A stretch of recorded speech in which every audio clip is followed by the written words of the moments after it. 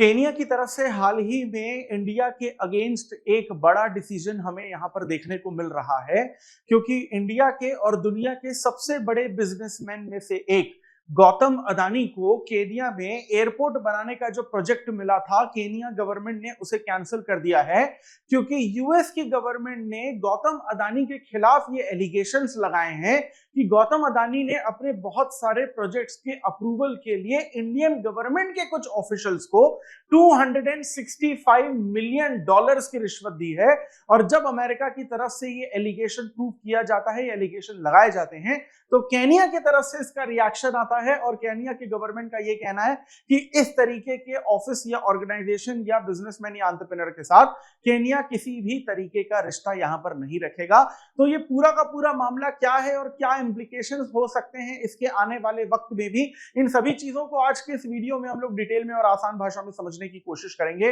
Welcome to Chahal academy, this is Anubhav Dipani. आज के इस वीडियो को और पूरे के पूरे केस को समझने से पहले सबसे ज्यादा आप सभी यूपीएससी सिविल सर्विसेज एस्पिरेंट्स के लिए जरूरी है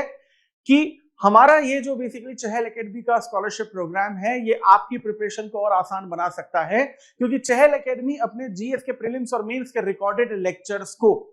49,999 रुपीज में नहीं, लेकिन बल्कि उसमें 50% स्कॉलरशिप के साथ आपको 29,999 रुपीज में, माफ करिएगा 24,999 रुपीज में देगा, जिसमें आपको टेस्ट सीरीज से लेकर मेंटरशिप से लेकर और अलग अलग सुविधाएं जो है फ्री ऑफ कॉस्ट इसमें प्रोवाइड करवाई जाएंगी। तो अब आते हैं हम लोग अपनी करंट अफेयर की न्यूज पर। यहाँ पर केनिया की तरफ से आया है ये डिसीजन कि एयरपोर्ट की जो डील थी अडानी ग्रुप के साथ, उसको यहाँ पर पूरी तरीके से कैंसिल किया जा रहा है। केनिया में जो नैरोबी जोमो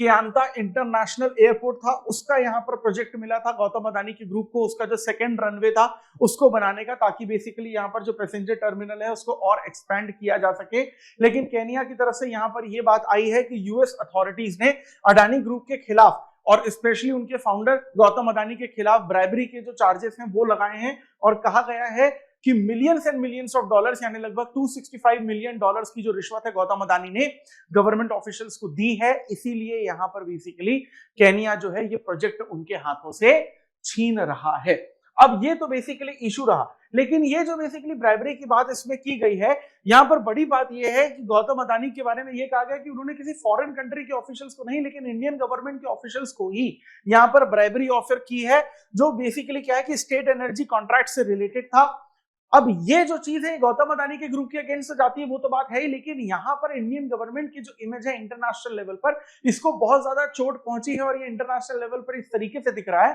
कि इंडिया में जो करप्शन खत्म करने के कानून है वो बहुत ज्यादा मजबूत नहीं है, उसको बेसिकली यहाँ पर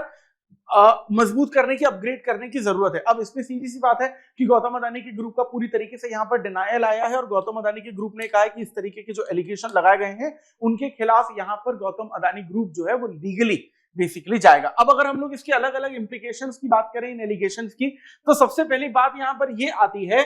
कि जो गवर्नेंस है वो रेगुलेटरी जो इंटीग्रिटी है उसकी बात अगर हम लोग करें, कि सबसे पहले तो ये समझ में आता है कि इंडिया में जो एंटी करप्शन लॉज है वो बहुत वीक है। ठीक है, करप्शन खुलेआम यहाँ पर हो रहा है, बड़े लेवल पे हो रहा है, सरकार खुद यहाँ पर करप्शन में पूरी तरीके से लिप्त हो चुकी है। एक ये चीज नजर आ रही है, यानी कि वे फॉरवर्ड में हमें ये समझ में आता है कि करप्शन के खिलाफ जो कानून है हमें उसे मजबूत बनाने पड़ेंगे। अब दूसरा प्रॉब्लम यहाँ पर इंप्लीकेशन ये है कि जो इन्वेस्टर है, जो बेसिकली इंडिया में इन्वेस्ट करेंगे या फिर कहीं पर भी इन्वेस्ट करेंगे, उनके कॉन्फिडेंस को थोड़ा सा चोट पहुंची, क्योंकि उन्हें ये लगेगा कि जितना पैसा हम लोग यहाँ पर डाल रहे हैं किसी भी प्रोजेक्ट के लिए, वो तो करप्शन में यहाँ वहां हो जा रहा है। तो इन्वेस्टर जो है इन्वेस्ट करने से भी यहाँ पर बहुत ज्यादा डरेगा। प्लस मार्केट स्टेबिलिटी को भी यहाँ पर नुकसान पहुंचा है, क्योंकि गौतम अदानी की जो कंपनी है उसके जो शेयर्स है उसमें पिछले कुछ दिनों में 10 से 15% की गिरावट देखने को मिली है, यानी कि गौतम अदानी के जो वैल्यूएशन है उसमें भी हमें काफी फर्क देखने को मिलेगा, और गौतम अदानी की कंपनी की इमेज पर भी यहाँ पर बहुत ज्यादा बड़ा बट्टा लगा है, क्योंकि डीस्टेबलाइजेशन यहाँ पर काफी ज्यादा हो रहा है, यानी कि कुल मिलाकर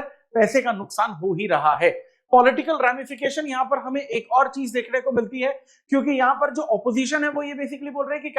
कैपिटलाइजेशन जो है उसको डेवलपमेंट के लिए इस्तेमाल किया जाना चाहिए, इंफ्रास्ट्रक्चर के लिए इस्तेमाल किया जाना चाहिए, स्ट्रक्चर बनाने के लिए इस्तेमाल किया जाना चाहिए, उसका करप्शन में इस्तेमाल हो रहा है, यानी कि और इलेक्शन से जस्ट पहले इसका बेसिकली ऑपोजिशन पार्टी फायदा उठा सकती हैं, और पोलराइजेशन जो है यहाँ पर हो सकता है। अब एक और चीज है कि इंडिया जो है इंटरनेशनल रिलेशन में पिछले कई सालों में बहुत अच्छा परफॉर्म कर रहा है, अपना जो दबदबा है इंटरनेशनल लेवल पे कंटिन्यूसली बढ़ाया जा रहा है। लेकिन इस तरीके के केसेस जब इंटरनेशनल लेवल पे उठते हैं तो इंडिया की जो इमेज है अंतरराष्ट्रीय स्तर पर अलग अलग देशों के सामने या ऑर्गेनाइजेशन के सामने, उसको काफी यहाँ पर चोट पहुंचता है। और इतने बड़े की प्रोजेक्ट्स जो बेसिकली अदानी ग्रुप को मिले थे कि केन्या में पूरा का पूरा एयरपोर्ट बना रहे हैं, इसमें सिर्फ उस प्राइवेट कंपनी का नुकसान नहीं है लेकिन इंडिया का भी कहीं ना कहीं नुकसान है। तो इकोनॉमिक जो लॉसेस है वो हमको देखने पड़ेंगे। और ये साथ ही साथ ये एनवायरमेंट कंसर्न भी उठाता है कि इस तरीके के प्रोजेक्ट्स अगर बनाए जा रहे थे तो क्या सस्टेनेबल डेवलपमेंट का यहाँ पर ध्यान रखा गया था, EIA जैसे कंसेप्ट का,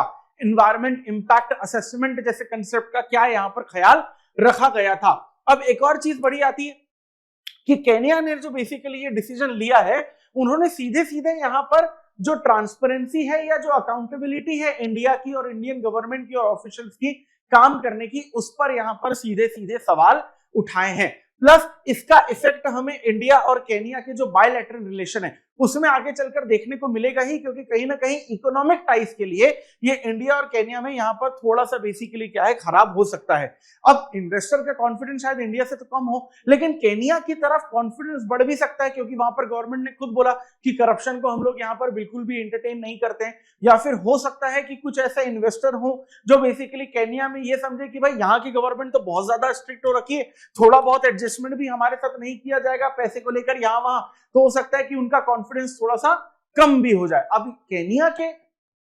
रिलेशन में इन्वेस्टर का कॉन्फिडेंस कम होता है या ज्यादा होता है, ये आने वाले कुछ दिनों में हमें देखने को मिलेगा कि केन्या में नए इन्वेस्टमेंट्स आ रहे हैं या नहीं आ रहे हैं। अब देखो इसकी और इंप्लीकेशंस, एक तो ये है कि इकोनॉमिक डिले होगा केन्या में, क्योंकि एयरपोर्ट अगर ये बनता और डोमेस्टिक लेवल पे या जो पैसेंजर फ्लाइट्स हैं, इंटरनेशनल फ्लाइट जो ये बन रही थी रनवे की, अगर वो बढ़ता तो सीधी सी बात है इकोनॉमी तो अच्छी होती, तो जो इंफ्रास्ट्रक्चर डेवलपमेंट था वो भी यहाँ पर डिले हो जाएगा। और जो इकोनॉमिक डिलेज हैं वो तो केन्या में यहाँ पर आएंगे ही, और डोमेस्टिक पॉलिटिकल इफेक्ट भी हमें यहाँ पर देखने को मिलेगा। और गौतम अदानी के जो प्रोजेक्ट्स दूसरे देशों में चल रहे हैं अब केन्या के अलावा, चाहे वो अमेरिका में हो या यूरोप में हो या फिर अफ्रीका के दूसरे देशों में हो, उसमें हमें यहाँ पर प्रॉब्लम देखने को मिल सकती है। अब यहाँ पर बात यह है कि वे अहेड की अगर हम लोग बात करें तो यहां पर क्या किया जा सकता है। देखिए सबसे पहली बात तो यह है कि अगर इकोनॉमी अच्छी करनी है, इन्वेस्टमेंट ज्यादा लाना है, तो ट्रांसपेरेंसी जो है यहां पर बेटर तरीके से लानी पड़ेगी। और जो इंस्टीट्यूशंस हैं उनको यहां पर और ज्यादा स्ट्रॉन्ग करना पड़ेगा ताकि जो एंटी करप्शन है वो पूरी तरीके से यहां पर खत्म हो सके। यानी कि वॉच डॉग जो है, निगरानी रखने वाली जो एजेंसी हैं, उनको ज्यादा पावर यहां पे देनी पड़ेगी ताकि करप्शन के इस तरीके के केसेस हमें और ज्यादा न देखने पड़े। प्लस जब यहां पर हम लोग केन्या की बात करते हैं या दूसरे देशों की बात करते हैं तो उन देशों को, खासकर केन्या को, क्योंकि मुद्दा तो उन्हीं का है इस वक्त, ये देखना पड़ेगा कि आप किस व्यक्ति के साथ, किस ऑर्गेनाइजेशन के साथ अपना बिजनेस कर रहे हैं, धंधा किसके साथ करना चाहते हैं। यानी कि जो आप अपने पार्टनर्स हैं उनको थोड़ा सा डाइवर्सिफाई करिए, किसी एक आदमी के साथ मत लगे रहिए बिजनेस के लिए, आपको थोड़ा सा डाइवर्सिफिकेशन जो है वो यहां पर लाना पड़ेगा, अलग अलग पार्टनर्स आपको यहां पर करने पड़ेंगे। दूसरा, अब यहां पर केन्या की प्रॉब्लम तो आ चुकी है क्योंकि उन्होंने एयरपोर्ट का इंफ्रास्ट्रक्चर तो कैंसिल कर दिया है, तो अब उनका इंफ्रास्ट्रक्चर डेवलपमेंट और ज्यादा तेजी से हो, इसके लिए उन्हें फोकस करना पड़ेगा। नेशनल लेवल पर, इंटरनेशनल लेवल पर नई पॉलिसीज लानी पड़ेगी, नए इन्वेस्टर्स को यहां पर ढूंढना पड़ेगा। इन्वेस्टर का जो कॉन्फिडेंस है जो यहां पर थोड़ा सा भी हिला हुआ है, उसमें बेसिकली दोबारा कॉन्फिडेंस लाना पड़ेगा। प्लस लोकल लेवल पर भी ह्यूमन रिसोर्सेज को केन्या को बेटर तरीके से यहां पर यूज करना पड़ेगा, क्योंकि केन्या कब तक दूसरे देशों से पैसा मांगते रहेगा या दूसरे देशों के साथ पार्टनरशिप करेगा किसी भी तरीके के इंफ्रास्ट्रक्चर के लिए। जरूरी यह है कि कैपेसिटी बिल्डिंग केन्या अपने देश में ही कराए, जिससे की वजह से अगर वो इंफ्रास्ट्रक्चर डेवलपमेंट कराना चाहे तो बाहर कहीं उन्हें ताकना ना पड़े, घर पे ही वो इस तरीके की चीजें करे। इसी से रिलेटेड एक क्वेश्चन है आपके सामने, the allegation of corruption against major corporations like Adani Group highlights the interplay between corporate power, political influence, and governance challenges in emerging economies. Critically analyze the implications of such cases on investor confidence, political accountability, and the international perception of India's business environment. इसका 250 शब्दों में जवाब लिखने की कोशिश करिएगा और comment section में बताइएगा कि आपको लगता है कि क्या अडानी ग्रुप ने इंडियन गवर्नमेंट ऑफिसर्स को रिश्वत दी है, क्या सच में करप्शन का केस है ये।